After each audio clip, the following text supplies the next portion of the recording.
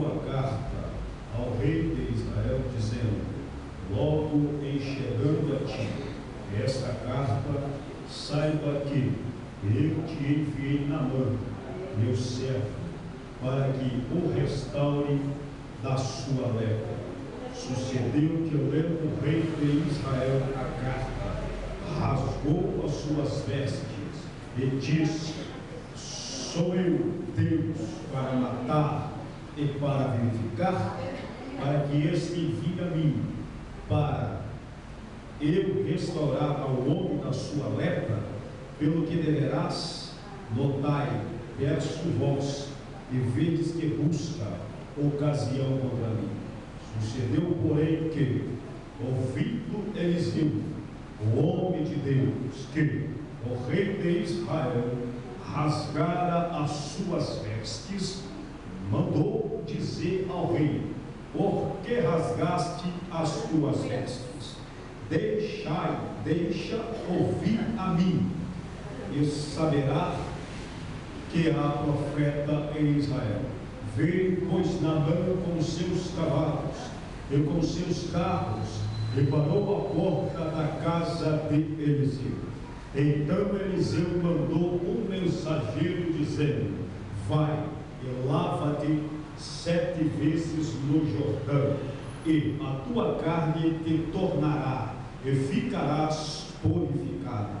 Porém Naamã muito se indignou, e se foi dizendo: eis que eu dizia comigo, certamente ele sairá, por-se-á em pé, e invocará o nome do Senhor, seu Deus, e passará a sua mão sobre o lugar, e restaurará o leproso. Não são porventura Abanás e Farpar, rios de Damasco, melhores do que todas as águas de Israel? Não poderia eu lavar neles e ficar purificado? E voltou-se e se foi com indignação. Versículo 13 e 14.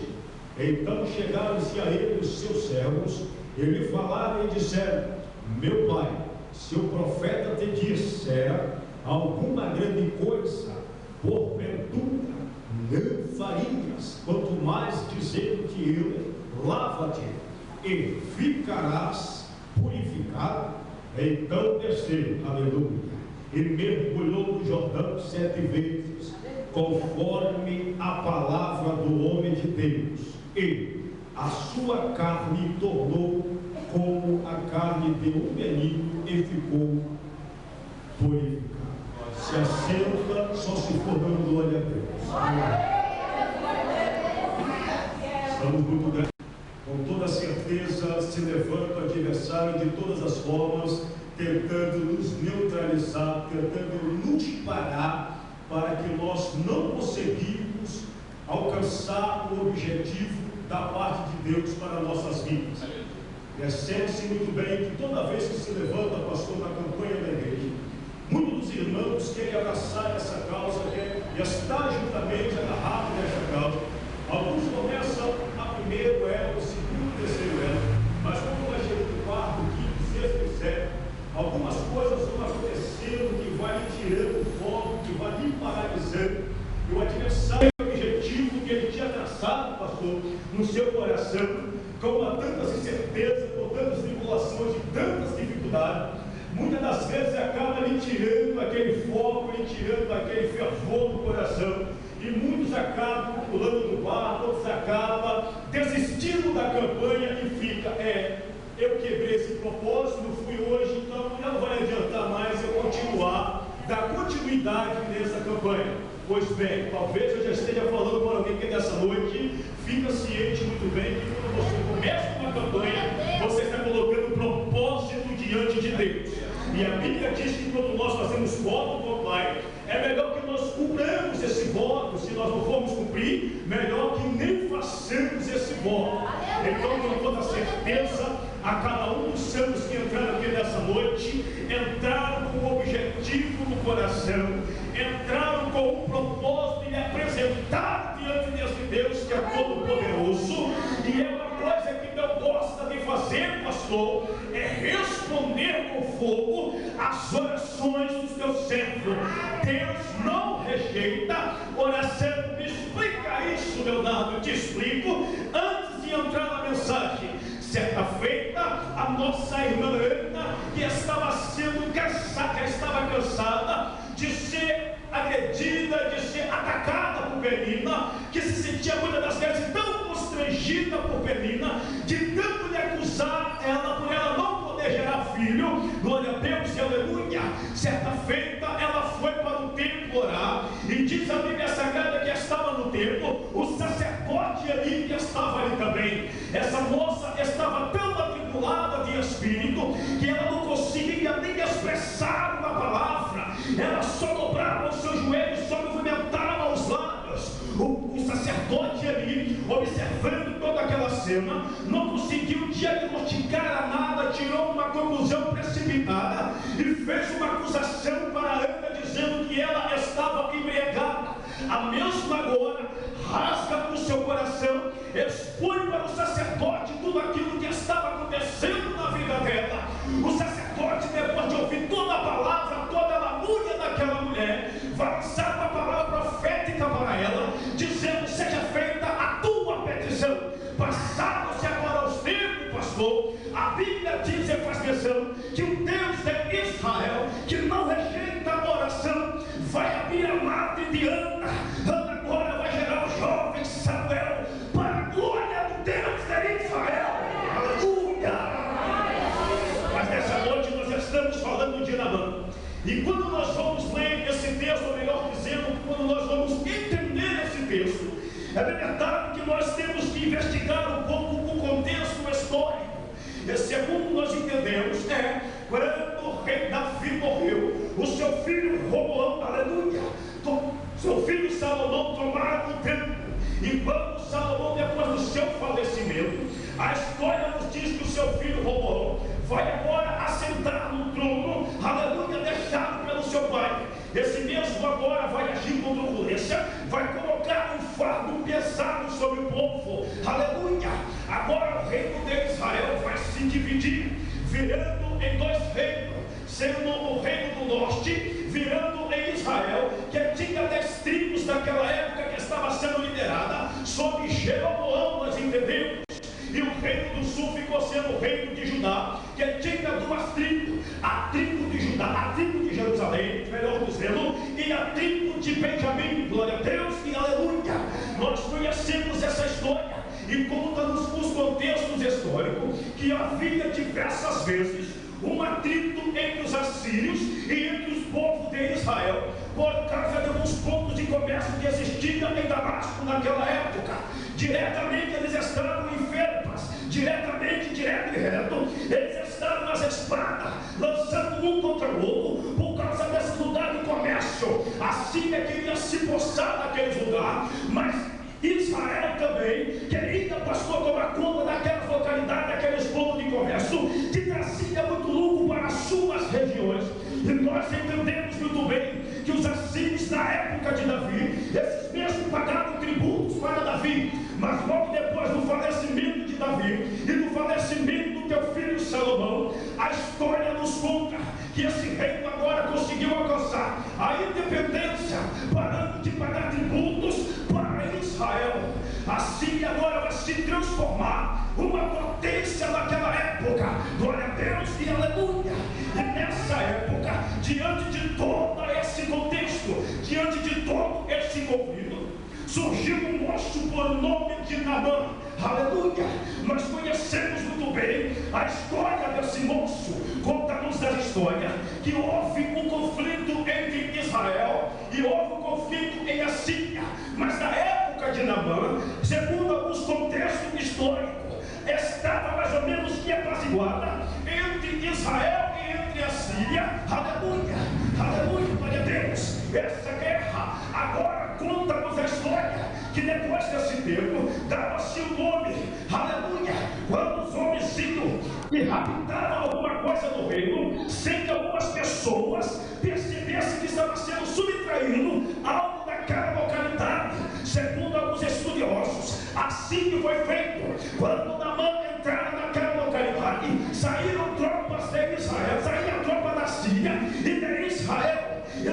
consigo uma jovem, e essa jovem, segundo diz a história, e diz a Bíblia Sagrada, ela foi levada para a casa de Naamã, para poder servir a sua esposa, para poder trabalhar para a esposa de Naamã.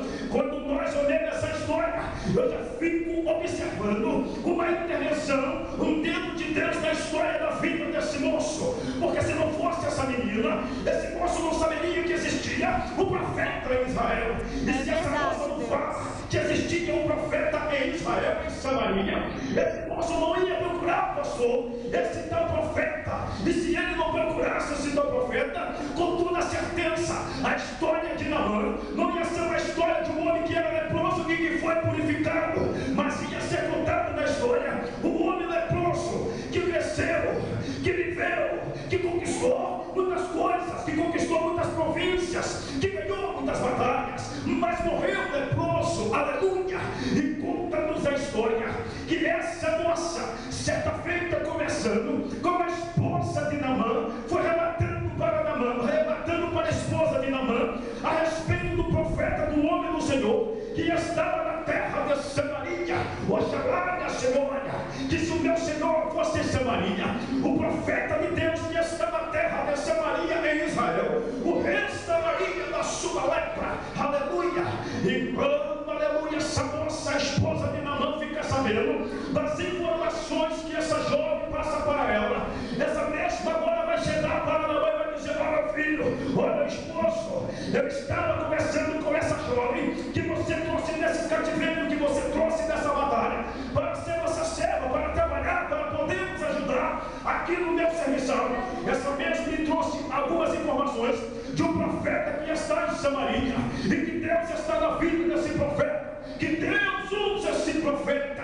Glória a Jesus, vai operar um sentimento, aleluia, de esperança na vida de Naamã. Quem é que não conhece a história de Naamã, ou que nunca investigou a respeito da lepra? Recordo-me muito bem no livro de Levítico, capítulo 13, capítulo 14 e capítulo 15, quando o eterno Deus de Israel, falando para Araão e falando para Moisés, quando alguma pessoa fosse acometida de lepra, deveria ser levada até o sacerdote Araão, e juntamente com os seus filhos. Aí o sacerdote, ele deveria examinar aquela pessoa que estava com a lepra, e segundo a examinação do sacerdote, ele iria sentenciar aquela pessoa, se ela deveria ser decretada imunda, se ela deveria ser afastada da convivência social, ou se ela poderia continuar na convivência social, porque a sua lepra não era uma lepra contagiosa. E segundo alguns historiadores, Naamã não estava totalmente leproso no seu corpo.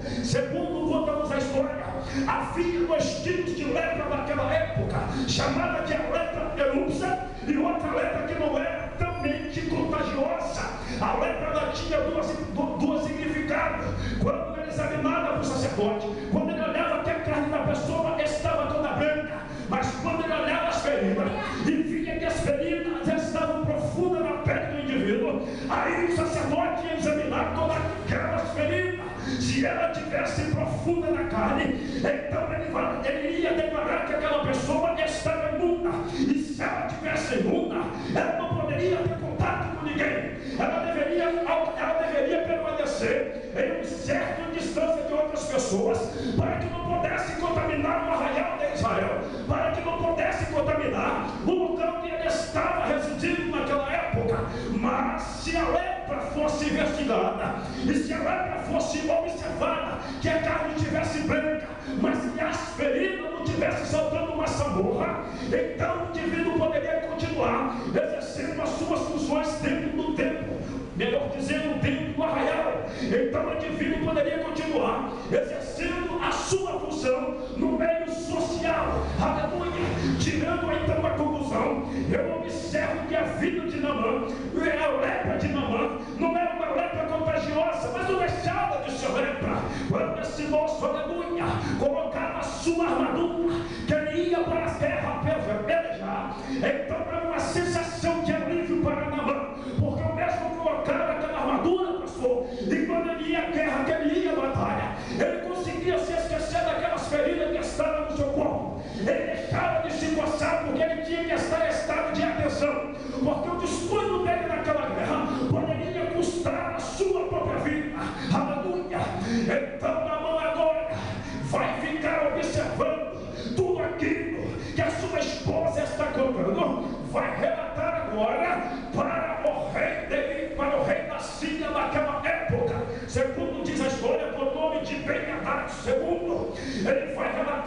meu Senhor, tudo que está acontecendo.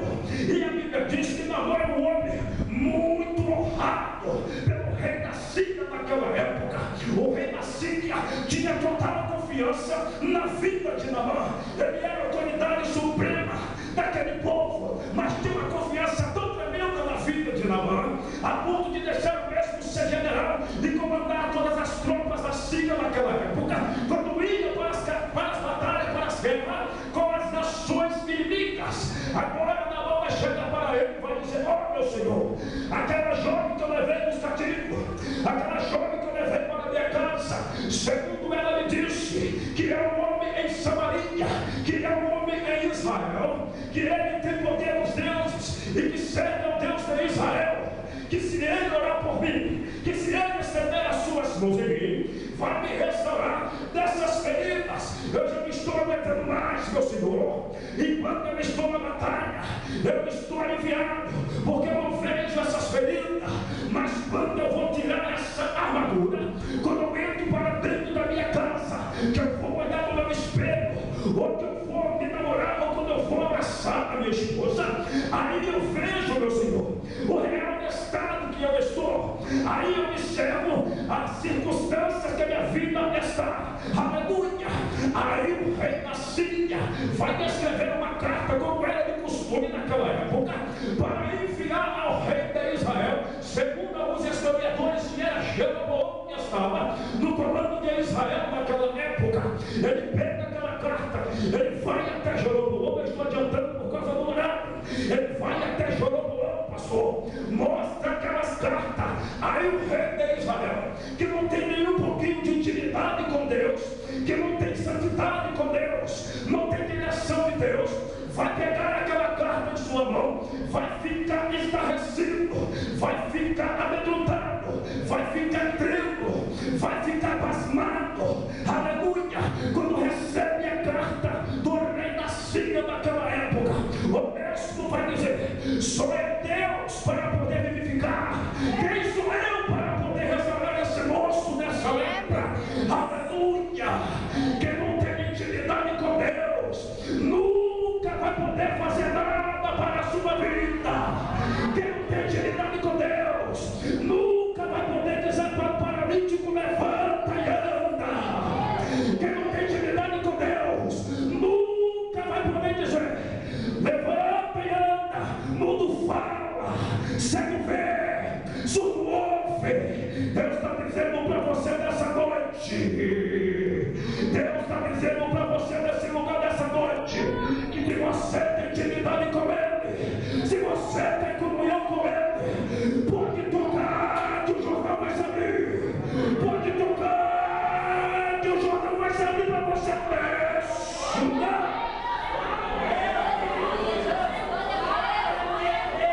Graças a Deus, aleluia.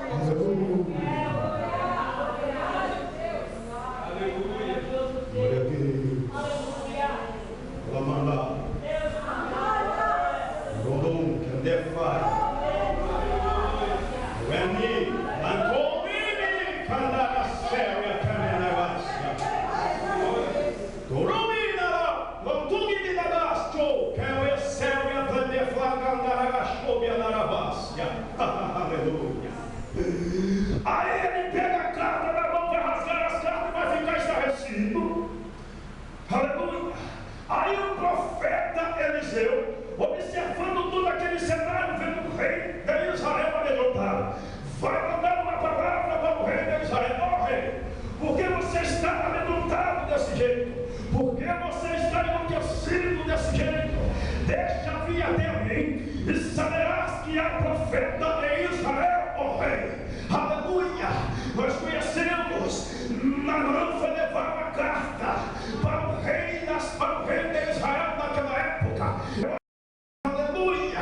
Quando Naamã recebe essa informação, o mesmo vai ficar enlouquecido, o mesmo vai ficar enfurecido, porque esperava que Eliseu saísse da sua casa, que Eliseu viesse o solar, que Eliseu chegasse perto dele, invocasse o nome do Deus de Israel e colocasse a sua mão sobre a sua lepra, para poder, aleluia, para poder restaurar a sua lepra. Alguns estudiosos dizem que Eliseu não podia chegar próximo de Naamã por causa da sua descendência, por causa da sua genealogia. Ele não podia tocar em Naamã. Então, aleluia, ele vai dar uma palavra de ordem para que Naamã fosse até o Rio Jordão e mergulhasse 7 vezes. E quando ele mergulhasse as 7 vezes, ele ficaria restaurado, aleluia, da sua lepra. Quando ele escuta essas palavras, ele vai ficar enlouquecido, vai ficar irado com o profeta do Senhor e vai falar no seu coração: eu não poderia mergulhar nos rios da minha terra, eu não poderia me afogar naqueles rios, eu não poderia descer naqueles rios de Abaná e Farpás, porque lá eu ficaria restaurado. O porquê que eu tenho que mergulhar no Rio Jordão, aleluia. O Rio Jordão tem um significado importantíssimo na Bíblia Sagrada. Quando nós vamos investigar o significado do Rio Jordão, significa descer. E segundo alguns estudiosos, esse rio fica cerca de 653 metros acima do nível do mar, enquanto as suas correntezas estão muito agitadas. Quando ele vai descendo, ele vai quebrando, ele vai se desaguar no Mar Morto, aleluia, que vai ficar numa proximidade, aleluia, que segundo dizem alguns estudiosos, glória a Deus e aleluia, vai ficar nada menos e nada mais que 392 metros abaixo do nível do mar. Que coisa interessante! Eu aprendo muito, minha irmã, eu aprendo muito, meu irmão, aleluia. O Rio Jordão, pastor, significa descer. Deus estava querendo dar alguma lição para Naamã naquela época.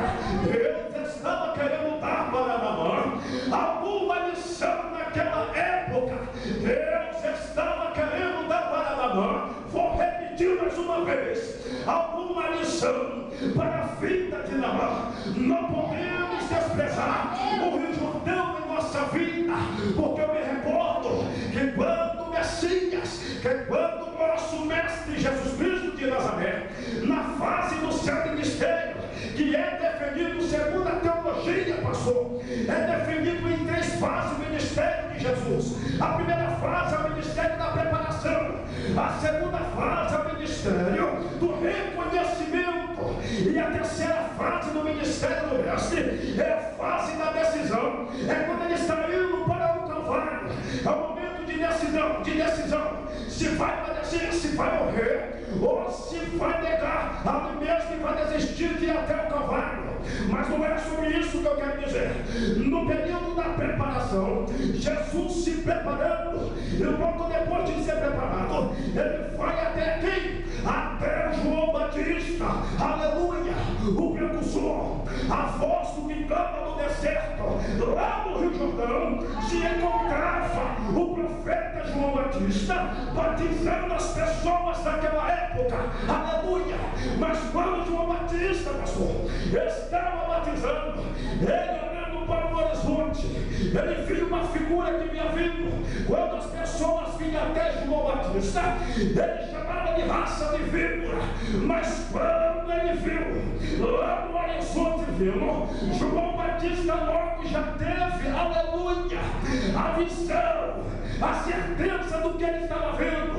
Ele não estava vendo serpente, aleluia, ele via um cordeiro, ele via um cordeiro, ele via um cordeiro.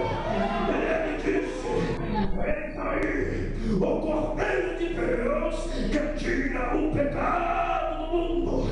Aí quando Jesus chega até João Batista, a Bíblia diz que João Batista diz: eis aí o cordeiro de Deus. Aí João Batista vai dizer: eu não sou digno nem de desatar as suas sandálias. Aí quando Jesus chega perto de João Batista vai dizer: ei, eu careço de ser batizado por ti, e tu vem até mim. Aí Jesus, na sua simplicidade e na sua humildade, vai dizer: ei, meu camarada, meu irmão, me batiza, porque é necessário o que se cumpre as Escrituras Sagradas. Quando Jesus mergulha no Jordão, está sendo batizado, pastor, por João Batista, aí a manifestação do Pai vai manifestar, aí, aleluia, o Pai fica